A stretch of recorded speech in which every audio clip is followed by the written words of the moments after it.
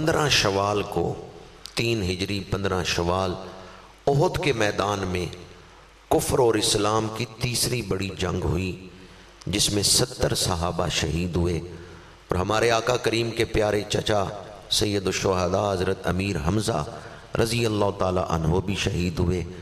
آج کا درس قرآن شہدائے احد کے نام نہ کر دیں، بیٹھے تو ڈنگا کی مسجد گلزار مدینہ میں ہیں پر حاضری احد کے میدان میں لگوا رہے ہیں۔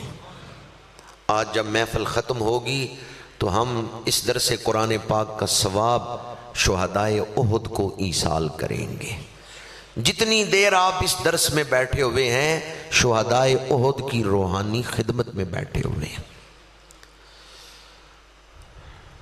مشرکین مکہ نے پہلا بڑا لشکر تیار کر کے جو اسلام پر حملہ کیا، بدر کے میدان میں اس میں انہیں شکست فاش ہوئی۔ قرآن نے اسے یوم الفرقان قرار دیا۔ اس کے بعد کافروں نے بدر کے مقتولین کا بدلہ لینے اور اسلام کو صفحہ ہستی سے معاذ اللہ مٹانے کے لیے ایک بڑا لشکر تیار کیا۔ 3000 کا لشکر لے کر 3000 اونٹ، 200 گھوڑے اور مسلمانوں سے 5 گنا زیادہ اسلحہ لے کر کفار چلے ہیں مدینہ منورہ پر حملہ کرنے کے لیے۔ اور ادھر میرے آقا کریم 700 صحابہ کے ساتھ احد کے میدان میں تشریف لائے۔ وہ اسلامی ریاست جس میں اسلامی قانون چل رہا ہو، اگر کفار اس پر حملہ کریں تو اس اسلامی ریاست کی حفاظت ہمارے اوپر فرض ہے، اور اس کی حفاظت کے لیے خود میدان میں نکلنا یہ رسول اللہ کی سنت ہے۔ حضور خود میدان میں تشریف لائے، اسلامی ریاست کی حفاظت کے لیے بنفس نفیس خود میدان میں نکلنا یہ ہمارے آقا کریم کی ڈر کے بول رہے ہیں کہ جیسے صبح اپنے بارڈر پہ جانا ہے۔ شہادت ہے مطلوب و مقصود مومن، نہ مال غنیمت نہ کشور کشائی۔ مدینہ منورہ میں مشاورت ہوئی تو صحابہ کرام نے میدان میں نکل کر کفار کو روکنے کے لیے بہادری کا اظہار کیا۔ صحابہ ڈرنے والے نہیں۔ حضرت سیدنا امیر حمزہ نے تو قسم اٹھا کے کہا والذی انزل علیک الکتاب بالحق لا اطعم اليوم حتی اجالدہم بسیفی خارج المدینہ تھے۔ یا رسول اللہ مجھے قسم اس ذات کی جس نے آپ کے سینے پہ قرآن اتارا ہے، جب تک میں مدینہ منورہ سے باہر نکل کے ان کافروں کو روک نہیں لیتا اپنی تلوار سے، میں ایک لقمہ اپنے حلق سے نیچے نہیں اتاروں گا، میں کھانا نہیں کھاؤں گا۔ جمعے والے دن بھی انہوں نے روزہ رکھا ہوا تھا، اور ہفتے والے دن جب جام شہادت نوش کی ہے 15 شوال 3 ہجری، اس دن بھی آپ کا روزہ تھا، روزہ رکھ کے جام شہادت نوش کی ہے حضرت امیر حمزہ رضی اللہ تعالیٰ عنہ۔ صحابہ کرام ڈرنے والے، ہمارے وزیر اعظم صاحب نے کبھی ڈرتے تھے بدر کے میدان میں چند لوگ ہی آئے ہیں، سارے نہیں آئے۔ میں کہتا ہوں اگر آپ میں اتنی جرت ہے تو ذرا بیان تو دیں کہ باجوہ صاحب کی فوج ڈرتی ہے ہندوستان سے۔ وزیر اعظم یہ بیان دے سکتے ہیں؟ باجوہ صاحب کی فوج کو تو ڈرنے والا کہتے ہوئے آپ بڑی احتیاط کرتے ہیں، اور رسول اللہ کی فوج کو کہہ دیا کہ وہ ڈرتے تھے۔ سمجھیے میں کیا کہہ رہا ہوں؟ ذرا وزیر اعظم صاحب اخلاقی جرت کا مظاہرہ تو کریں۔ رسول اللہ کی فوج کو تو کہہ دیا وہ ڈرتے تھے میدان میں آنے سے، ذرا یہ تو کہیں کہ پاکستانی فوج ڈرتی ہے میدان میں آنے سے۔ اگر یہ بیان دیں تو پھر وزیر اعظم رہنے دیں گے ان کو؟ وہ جن کی شجاعت کو قرآن بیان کرے، وہ جنہوں نے اپنا مال اور اپنی جانیں بیچ دی اللہ کے ہاتھ میں، ان اللہ اشتری من المؤمنین انفسہم واموالہم بان لہم الجنہ، کون ہے جو یہ کہے کہ وہ ڈرنے والے تھے؟ وہ ڈرنے والے وہ تو اپنا آپ بیچ چکے اللہ کے ہاتھ میں، بلکہ صحابہ تو وہ ہیں جنہیں دنیا میں رہنے کی نسبت شہادت کو پانا زیادہ پسندیدہ تھا۔ وہ تو دعائیں مانگتے ہیں کہ اللہ ہمیں شہادت نصیب فرمائے۔ احد کے میدان میں 700 صحابہ، 3000 کافر۔ کافر کتنے تھے؟ یہ 3000 جو ہیں وہ کون ہیں، اور 700 کون ہیں؟ صحابہ کے مقابلے میں کون ہے؟ کافروں کے مقابلے میں کون ہے؟ تشریح خود جا کے گھر کر لیں کہ میں کیا کہہ رہا ہوں۔ صحابہ کے مقابلے میں جدھر صحابہ کھڑے ہیں ادھر کوئی کافر تھا، اور جدھر کافر ہیں ادھر کوئی صحابی تھا، تو پھر صحابہ کا مقابلہ کس سے ہے؟ کافر مارنے کن کو آئے ہیں؟ اگر آپ غور سے سن رہے ہیں تو مجھے بتائیں مولا علی کدھر ہے؟ جدھر صحابہ ہیں، جدھر اللہ کے نبی ہیں ادھر مولا علی ہیں، جدھر مولا علی ہیں ادھر صحابہ ہیں۔ مولا علی تو تلوار چلا رہے ہیں صحابہ کو بچانے کے لیے، جدھر صحابہ ہیں ادھر کوئی کافر نہیں ہے، اور جدھر کافر ہیں ادھر کوئی صحابی۔ صحابہ کے دشمن کون تھے جو تلواریں لے کے آئے ہیں مارنے کے لیے؟ صحابہ کی لڑائی کن کے ساتھ تھی؟ 3000 کافر آئے ہیں صحابہ کو مارنے۔ اے صحابہ تمہاری دشمنی کیا ہے ان کافروں کے ساتھ؟ صحابہ کہتے ہیں ہماری کوئی ذاتی دشمنی نہیں ہے، ہم نے بیعت کی ہے اللہ کے رسول کی۔ یہ کافر دشمن ہے رسول اللہ کے، جو حضور کا دشمن ہے وہ ہمارا دشمن ہے۔ ہماری محبتیں اور دشمنیاں یہ اللہ اور اللہ کے رسول کے لیے۔ جدھر صحابہ تھے ادھر کوئی کافر نہیں تھا۔ جب 3000 کافر آئے اس دور کا جدید ترین اسلحہ لے کر صحابہ کو مارنے کے لیے، اسلام پر حملہ آور ہوئے، اگر اس وقت صحابہ میدان میں نہ نکلتے اور کفار مدینہ منورہ کو فتح کرتے، اسلام کو مٹاتے، تو پھر لبرل بڑے خوش ہوتے، پھر اسلام کے دشمن بڑے خوش ہوتے کہ جی بڑے انسانیت کا کمال ہوا ہے کہ صحابہ نے تلوار نہیں اٹھائی۔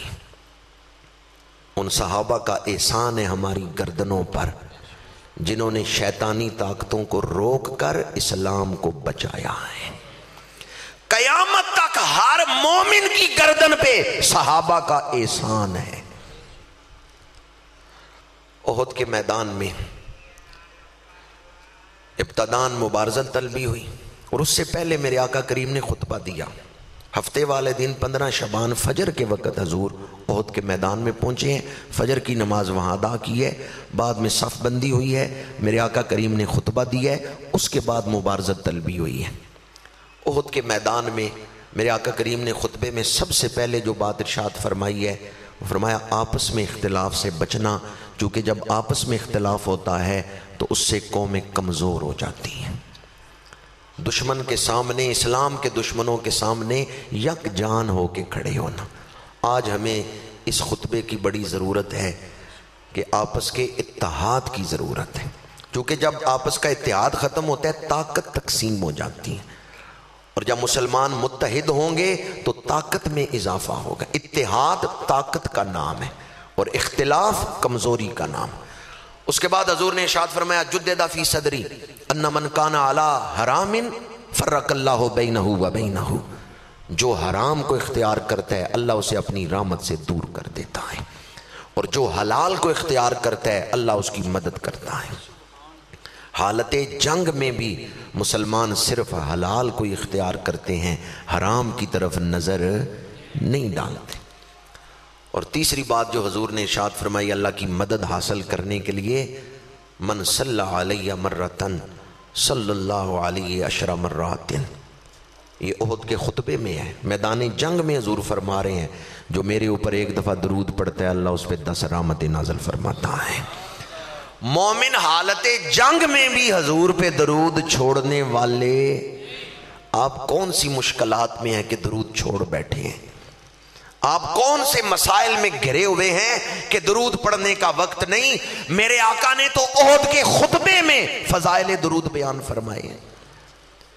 مومن حالت جنگ میں بھی اللہ کے رسول پہ درود نہیں چھوڑتے۔ فرمایا اللہ کی مدد حاصل کرنے کے لیے یہ 3 کام کرنا، ایک تو آپس میں اتحاد رکھنا، دوسرا صرف حلال کو اختیار کرنا اور حرام سے بچنا، تیسرا میرے اوپر درود پڑھتے رہنا، اللہ تمہیں فتح عطا فرمائے گا۔ اس میں احمد کا وظیفہ ہے ہر ایک غم کا علاج، لاکھ خطرے ہوں اسی نام سے ٹل جاتے ہیں۔ 7-8 ارب کے سورمائے کے کر کے میدان میں آئے، حضور حیدر کرار، حضرت سیدنا امیر حمزہ، حضرت عبداللہ بن جہاش، حضرت مصعب بن عمیر، ان بہادروں نے انہیں واصل جہنم کر دیا۔ پھر پورا لشکر حملہ آور ہوا، مسلمان بے جگری سے لڑے، کافروں کے پیر اکھڑ گئے، کفار میدان چھوڑ کے بھاگے۔ وہ جو 3000 کی تعداد میں ہیں وہ میدان چھوڑ کے بھاگے، جو 700 کی تعداد میں اللہ نے ان کو فتح عطا فرمائی۔ کچھ صحابہ کی ڈیوٹی، تیر اندازوں کی ڈیوٹی حضور نے درے پر لگائی تھی۔ جب جنگ ختم ہوئی ہے اور کافر بھاگے ہیں میدان چھوڑ کر، تو جو درے پر تھے انہوں نے سوچا کہ ہماری ڈیوٹی اس وقت تک تھی جب تک جنگ ہو رہی ہے، اب جنگ ختم ہو گئی ہے، کافر میدان چھوڑ کے بھاگ رہے ہیں، تو ہم یہاں نہ کھڑے رہیں بلکہ درے سے اتریں اور جو بھگانے والے ہیں ان کی مدد کریں اور کافروں کو میدان سے بھگائیں۔ یہ انہوں نے اجتہادی خطا کی ہے۔ رسول اللہ کا حکم توڑنے کی ایک ذرہ برابر بھی نیت نہیں ہے۔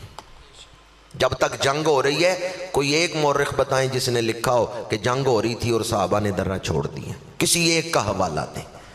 جب تک جنگ ہو رہی ہے کسی صحابی نے درہ نہیں چھوڑا۔ جنگ ختم ہو گئی ہے، کافر دوڑ رہے ہیں میدان سے، مسلمان ان کا پیچھا کر رہے ہیں۔ اس وقت صحابہ نے سوچا اب یہاں کھڑے رہنا اس کی ضرورت نہیں ہے، ہمیں یہ حکم تھا جنگ تک ہم کھڑے رہیں، جنگ ختم ہو گئی ہے، کافر بھاگ رہے ہیں میدان سے، اس لیے وہ درے سے اترے۔ یہ ان کی اجتہادی خطا ہے، اور اجتہادی خطا پر گرفت نہیں ہوتی۔ صحابہ میدان کی طرف آئے ہیں، درے سے اترے ہیں۔ حضرت خالد بن ولید جو اس وقت ابھی مشرکین مکہ میں تھے، وہ احد کا ایک لمبا چکر کاٹ کے دوسری طرف سے پشت کی طرف سے آئے ہیں اور انہوں نے حملہ کیا ہے۔ اب مسلمان دونوں طرف سے گھر گئے ہیں، آگے بھی کافر ہیں پیچھے بھی کافر ہیں۔ جب پیچھے سے حملہ ہوا ہے مسلمان پیچھے پلٹے ہیں، تو جو بھاگ رہے تھے وہ بھی رک گئے ہیں، وہ بھی پیچھے پلٹ کے حملہ کرنے لگے۔ اس وقت مسلمان چومکھی جنگ لڑ رہے تھے، ہر طرف سے حملہ ہو رہا ہے، اور اس دوران 70 صحابہ شہید ہوئے ہیں، لیکن مسلمان جنگ ہارے نہیں، میدان چھوڑ کے کافر ہی بھاگے ہیں۔ بعض سیرت نگاروں نے لکھا ہے کہ جب 70 صحابہ شہید ہو رہے ہیں اس وقت بھی کافروں کے دل میں رعب کس چیز کا تھا کہ وہ میدان چھوڑ کے بھاگ گئے ہیں، مدینہ منورہ میں داخل نہیں ہوئے، کسی ایک مسلمان کو بھی قیدی نہیں بنایا، اور مدینہ منورہ شہر فتح نہیں کیا، شہر میں داخل نہیں ہوئے، میدان چھوڑ کے بھاگ گئے۔ جیتتا کون ہے، جو میدان میں کھڑا رہے یا میدان چھوڑ کے بھاگ جائے؟ مسلمان تو اپنے شہیدوں کو دفنا کر پھر مدینہ منورہ آئے، مسلمان میدان چھوڑ کے نہیں بھاگے، شہیدوں کو دفنا کے، نماز جنازہ پڑھ کے شہیدوں کو دفنا کے پھر آئے ہیں مدینہ منورہ۔